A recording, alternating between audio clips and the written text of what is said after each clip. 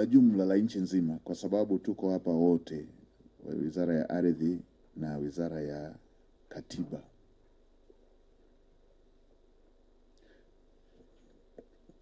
Nilikuwa nadhani tufanye tathmini upya kuhusu namna tunavyoshughulikia migogoro yetu hii kwa kupitia mabaraza.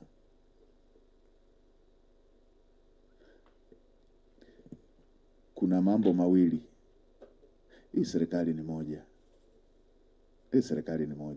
Iwe Wizara ya Ardhi ni serikali, iwe Katiba na Sheria ni serikali. Ipo feeling katika baadhi ya maeneo kwamba zamani ulifanyika utaratibu wa mabaraza kwa sababu iliaminika mabaraza yako karibu na wananchi zaidi kuliko mahakama. Kwamba mahakama zilikuwa bado ziko mbali sana kuliko mabaraza. Lakini uzoefu wa hivi karibuni, tutampa ruhusa Katibu Mkuu ama Waziri wa Katiba na Sheria atuambie upande wake, lakini tutampa pia wa upande wa ardhi atuambie upande wake. Upo ushahidi katika baadhi ya wilaya zina mahakama lakini hazina mabaraza. Kwa mfano tulipokuwa Longido walisema baraza lao ni mpaka Arusha.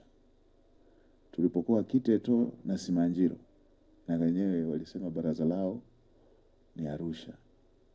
Lakini siamini kama Kiteto hawana mahakama. Siamini kama Simanjiro hawana mahakama. So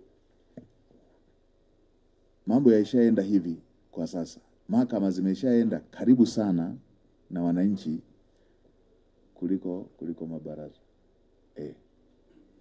Na maeneo mengine tena mabaraza yale hayana wajumbe kamili. Mwenyekiti, sehemu nyingine mwenyekiti, sehemu nyingine wajumbe.